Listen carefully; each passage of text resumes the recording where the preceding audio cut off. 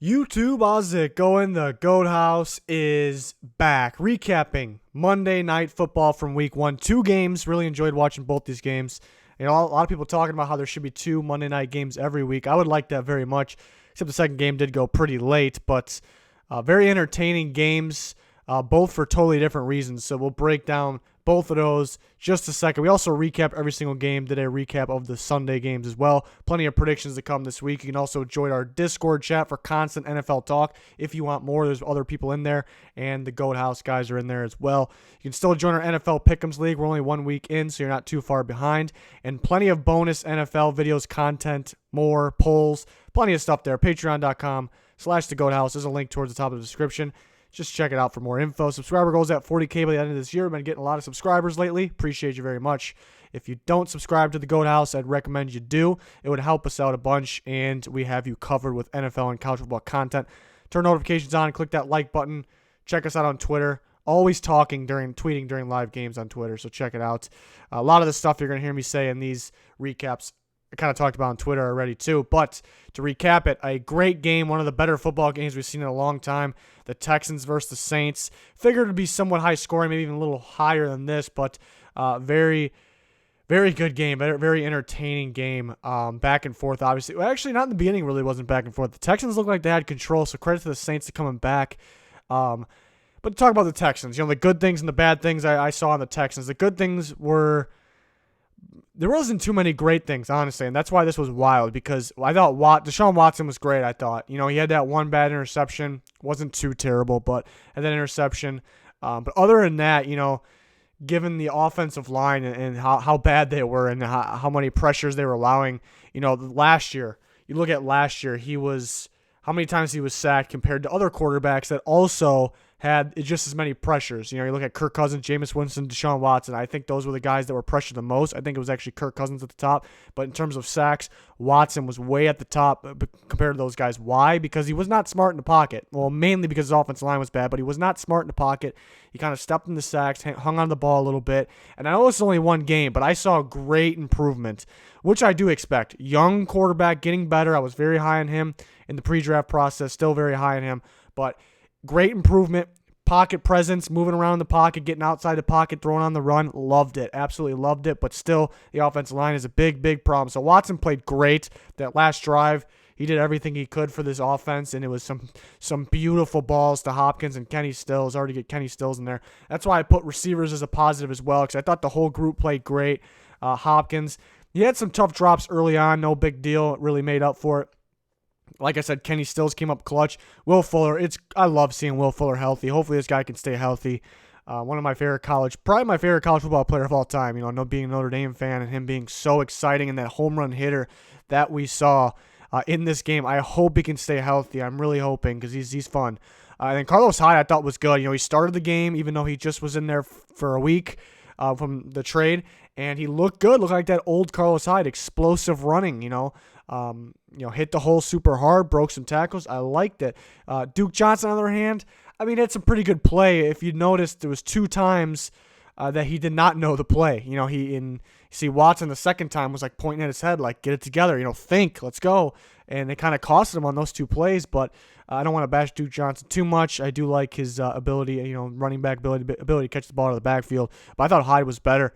And then 2 other guys that stood out. Bradley Roby stood out. His tackling he could be a little better in coverage, but his tackling was top notch for a corner. Very impressive. I did like that signing when they got him. And then Whitney Merciless was really the only good part of the pass rush, between the pass rush and the D-line. And I talked about Roby being good, but let's take all the rest of the DBs, and I thought that was bad play from the rest of the DBs. Aaron Colvin was, man, I guess he had one really good year in Jacksonville. Everyone hyped him up. I thought he was good, and then just as soon as he got to Houston, it just didn't work out last year. Not looking too good. He got beat a lot. Justin Reed, I don't want to say he had a terrible game. He was in on some plays, but he had a lot of opportunities that he missed on, on hesitation. I saw hesitation when the ball's in the air, and I didn't see it last year, really. Balls in the air, he really wasn't afraid to go get it. I don't know if he could have had, I'm not trying to say he would have for sure had an interception a few times, but I think a few times he could have made a play on the ball, pass deflection, or hitting the receiver where he wouldn't catch it. Hesitate a little bit. Maybe week 1. Shake it off in week 1. That's really all I'm expecting, so I'm not really concerned going forward. J.J. Watt was basically non-existent, didn't even have a tackle, which was ridiculous. I think he finally got a pressure, and it was a holding call at the same time, so that was good. But, man, I saw some of that from J.J. Watt last year, at the end of last year and in the playoff game, and I kept pointing that out. People were kind of ripping me, but it was the truth. Even though he had a really good year last year, it just kind of towards the end there in clutch moments, he kind of disappeared, and I was worried. And I know it's only one game this year, but saw the same thing. So I know he'll pick it up here at some point, but it's a little scary that knowing that you could actually take this guy out of the game now, especially when they don't have Jadeveon Clowney, which they desperately need. The offensive line was terrible. It was beginning of the game, it was completely terrible, and then it was like a stretch, and it was the same stretch, not a coincidence, where the Texans went up and got a pretty good lead and looked kind of comfy. It wasn't a coincidence. It was because the offensive line was playing better. And it helped Watson play better. And then it kind of went back south. I see Tunsil getting beat by Trey Hendrickson, and it really wasn't good play. I expect Tunsil to get better. He didn't have a terrible game. It's just speed a couple times, but I expect him to get better. But that offensive line's rough. There's really no time. Watson's getting better in the pocket, too, and it still was rough. Pretty much the whole defense besides Roby. I mean, Merciless had his big moments, but it wasn't like he was always playing great, but he had some good moments. The defense is going to be better. The defensive coaching, I'm not even a Texans fan. I was just so mad down the line in that game, at the end of the game, that with the defensive coaching, them being in prevent was just mind-blowing. Prevent is for keeping teams out of the end zone, keeping offenses out of the end zone, not field goal range. They went in prevent in the worst possible. They went in prevent right in the beginning, which was wrong, but they did it when they were at the 50-yard line, right at midfield. They went in prevent. The corners were about 10, 12 yards off the ball, and the safeties, I don't even want to know how far they're off the ball. I've seen them. They were deep off the ball, very deep. I really don't know. I would like to know the explanation for that. I really can't come up with anything. That blew the game right there. I know there was other things, but that really blew the game. They had it set up. They had it won. Breeze wasn't going to go throw deep on. Breeze didn't have the best day throwing deep, honestly. They didn't really need to all that much, but they weren't going to go deep unless they 100% had to. They weren't going to do it, though. So I don't know what that was about. Defensive coaching at the end blew the game, but kind of the thing I noticed is Watson played great. The receivers played great. Those are the two things that played great. Everything else, I don't really know if anybody played great. There was some bright spots, like I pointed out, but you look at the Saints, and everything was pretty much good from the Saints. There's some defensive things they can brush up on. Breeze could play a little better. But so you look at the Saints, everything was great. And then for the Texans, it was pretty much Watson and the receivers that were great. Is that a good thing or a bad thing? Because you look at it like this. Watson played really, he played that good, and they still can't win. But at the same time, you didn't have that much great play throughout the whole team, and you still should have won this game. So it's kind of a positive, negative. Same thing for the Saints. I mean, they played pretty much lights out. I don't know if we're going to expect more, maybe a little bit more from Breeze, but from the Saints in general. So they got to do a better job executing at home, but they did execute down the line. For the Saints, the running game was great. Both Alvin Kamara and Latavius Murray had a fantastic game. Credit to the O-line, not just run blocking, pass blocking as well. They were fantastic in that game, like always. Last year they were great too. And the pass rush was really good. Obviously, maybe it's more of the offensive line of the Texans being bad, but the pass rush was fantastic. You expect guys like Cameron Jordan to get in there, but then a guy like Trey Hendrickson, who had himself a day, that was very impressive. Kind of a guy out of nowhere, had some really good moves. It wasn't like a fluke thing. Seen him get one on Tunsil. So the pass rush and then Trey Hendrickson really, really stood out. So that was awesome. And then again, what came up clutch at the end. I was saying the Saints definitely need another receiver because it's kind of like only Michael Thomas getting open. I still think they can use another receiver, but then again, coming up big time at the end to get that last catch, went down with 2 seconds, called the timeout right away. Very smart. That's a veteran move right there. And then clutch Lutz, what a kick, 58 yards. I mean, that's just big time. That's what made this game. I mean, the game was a fantastic game either way, but that made the game. So much better whether you're a Saints fan or not. That was just big time. So that was great. And then I didn't really have a big negative. The yellow is kind of like in the middle. DB play, and why it's in the middle is because they were playmakers. Marcus Williams on that interception. That was a great way to attack the ball. Zero hesitation, was a playmaker, and that's what I saw at Utah. I was very high on Marcus Williams out of Utah, and I saw him playing like center field by himself a lot, and no hesitation, flying to the ball, reading the quarterback, reading the ball. That's what I saw. Love to see that. Still like his upside. Other than that, he could play a little better, but he's still getting better. Marshawn Lattimore, I thought, had a fantastic game in the run sport. Was very good tackling. There was times where he was beaten here and there too. So he could be better, a little better in pass cover. That's why it's back and forth. He was covering DeAndre Hopkins most of the game, though. I thought he did a good job tackling. Von Bell. One moment I'm really liking him. Then there's times where they were getting beat deep. Watson was letting it sling. They had Will Fuller. Even that ball was a little short too. Will Fuller shouldn't really come up with that Moss play. Somebody needs to stop him there. So there was a lot of deep plays. The Kenny Stills touchdown. They're not getting torched, but they're getting beat. So it's nothing new. The Saints were kind of like that last year. They would do that, and they would get clutch turnovers. Let's see if they can continue to do that. To me, I didn't really think there was anything big-time negative from the Saints. I think Breeze would probably be in that yellow spot too, which is almost a good thing because Breeze didn't play to his best ability, and they still won the game. That throw in the red zone early in the game that was right to Merciless, that was shocking. Don't see that a lot. Some underthrows deep. He played a solid game. It's just not an elite Drew Brees game. So I guess that's a positive thing, almost the way I'm talking about. The way I'm thinking about it more I talk here. So great game, clutch for the Saints. Choke, I'd say, for the defensive coaching of the Texans. Not good there. Broncos and Raiders, and you see the positives for the Raiders is everything. We'll talk about I like talking about the away team first, but we'll talk about the Broncos or the Raiders and the specifics. I just threw everything up there because we'll get to that. But a lot of negatives for the Broncos. This was a bad game. The score, 16-24, will not tell you. If you didn't watch this game, it's really not telling you much. The Raiders dominated this game.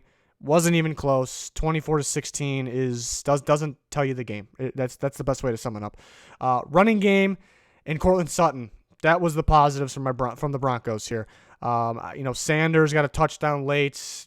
Kind of was slipping all over the place. He had some good stats, but I'm not really going to count that as the big positives for the Broncos. Running game, I think Royce Freeman actually ended up having a better game than Lindsey, but I still think Lindsey's much better. They need to run the ball more, but they really couldn't because the Raiders were just up and just fire every time they got the ball. So I guess I don't blame the play calling, even though they do need to run the ball more. I would like Lindsey to get the ball more, get him more involved in the passing game. It's going to take some pressure off Flacco, get him the ball. So I do blame the play calling and the game plan a little bit that way. But the running game was good. Averages were good. They were hitting the hole. They were quick. It was good. Just not fantastic because they didn't get the ball enough because they couldn't. But negatives. Flacco looked 80s what I put there. He looked like an old. He is getting older, but he looked ancient. He just looks stiff. He looks slow.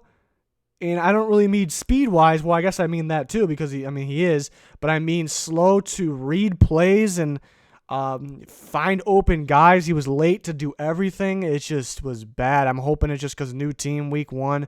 I wish they would throw the ball downfield more. I wish they would throw the running backs more, and I wish they would throw the ball downfield more. So the more I'm talking, I don't like the game plan and the play calling. Maybe Flacco will snap out of next week, but he's got to play a great defense next week. But I don't know. He fumbled on that one too. There was one third quarter, I believe it was. They were in the red zone. They ended up getting a field goal. He did get face mask, so it was just terrible officiating both ways. They missed the face mask, then he fumbled. He clearly fumbled, and it actually was Amaro picked it up and was going to run it back for a touchdown. So just everything was wrong officiating, but maybe they looked at the review and saw that they missed the face mask, but that's not how it's supposed to work. So just disaster. Flacco did not play good. Outside cornerback play, and this was something I really liked the Broncos defense for specific reasons, which we'll talk about in a little bit going into the season. But something that I was concerned about, if you remember, was outside corner play because they do have a great corner in Chris Harris, but he's played outside and slot. He's been good both, but his best play, if you want to call him elite, his elite play has came from the slot, and he had to play outside because they don't really have outside corners. It's him and Yaedam, and Callahan was out of the game, and he's a slot corner. And they got quite a few safeties there, safeties that are true safeties, box safeties. So, yeah, it's tough. They don't really have any true outsides. Now, Yaedam is, but he's still developing. He didn't have the best game. Tyrell Williams had a day on him, so they took advantage of them not having like a true outside corner, a legit true outside corner. So credit to the Raiders for that. But I think the Bears aren't a great offensive team, and their quarterback needs some work, and that's who the Broncos play next week. But one thing Trubisky does do good, I think, is throwing to the sideline. And that's, I think, what the Bears will do after seeing this game. So that's something that stood out. And the pass rush, supposed to be the best pass rush duo in football, was absolutely non-existent. Credit to the Raiders' offensive line and game plan. And Von Miller, I mean, we talked about the other game. We talked about J.J. Watt like this, and Von Miller, they took him away from the pass rush game, but they also took him away from the run game. He did not have a good game, just in general. It was a bad game, I'd say. Shocking. He was letting Ingold, the fullback, block him. They weren't really doubling him up or anything. At times at pass rush they were, but I mean most teams' best pass rushers get doubled up. But I was a little disappointed in his run stopping ability too. So very disappointing. Maybe it's just one of those week one things. We see it every year. It kind of felt that way, but at the same time, some of these things were so bad that, man, hopefully they can figure it out. It was rough. Not too many good things from the Broncos. The Raiders, I put everything. I'd say this might be the team of the week just because I don't have a negative on them, and I love the way they were playing. Maybe they didn't have the biggest win. Maybe they didn't play the best competition, but I just love the way they were playing. So much energy. You look at the defense. Every time there was a play, the whole defense was around there. Even if some of the guys weren't really involved in the play, they made sure full speed they were there, and they were in it, even though maybe they weren't in it. And they were, the whole defense was a team, good chemistry. They were getting hyped with each other there on each play. You don't see that a lot anymore. I don't know why. Is it coaching? I give credit to the coaching staff to get them ready. These guys were hyped. They were ready. Maybe it's a week one thing at home, but hopefully they can continue it. I love that. I love that. I miss that. I don't see that anymore. You've seen some guys get hyped, but as a team, all flying to the ball with a 100% energy, and it's just I just love seeing that. I'm not a Raiders fan, but I was pumped. I love that, and everybody played good on that defense. Jonathan Abrams really stood out, flying to the ball. Vontaze Burfict, everybody on this defense stood out. The pass rusher stood out. Morrow stood out. Surprising guys. And Conley had that. He was looking good at that unfortunate injury. Hopefully he's okay. Everybody on this defense looked good. The energy was insane. Jonathan Abrams really stood out to me.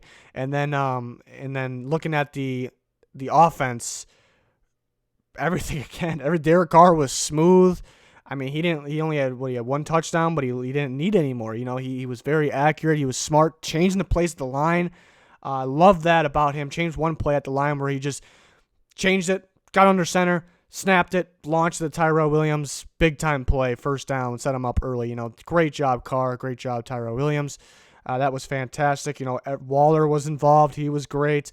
Josh Jacobs was fantastic, running and catching, such a hard runner. And there's actually people out there just kind of starting to sleep on Josh Jacobs leading the season for some reason. He was no doubt the best running back in this draft class. It was a clear cut, and there was a reason they took him in the first round, and he was just so exciting to watch.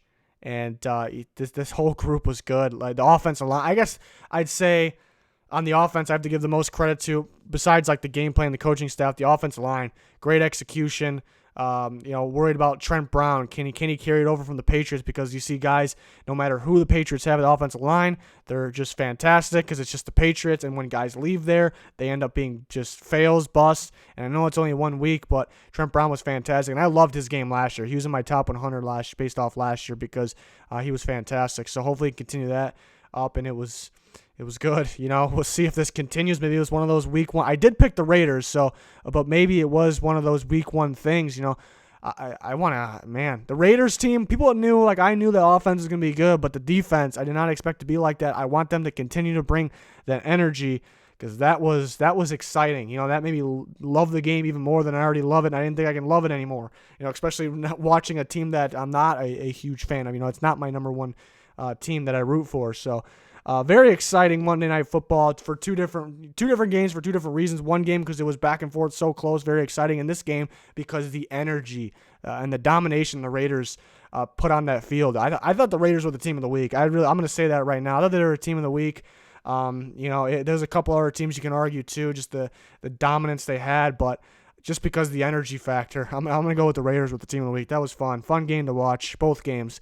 That's going to do it for this one. We're back every week with these recaps. Plenty more predictions, picks, score predictions, locks of the week, players of the week, power rankings coming tomorrow, college football picks, all kind. We got you covered. I mean, this is the best sports channel in the land, so appreciate the support. You guys make this possible. If you don't subscribe, please subscribe. We got you covered.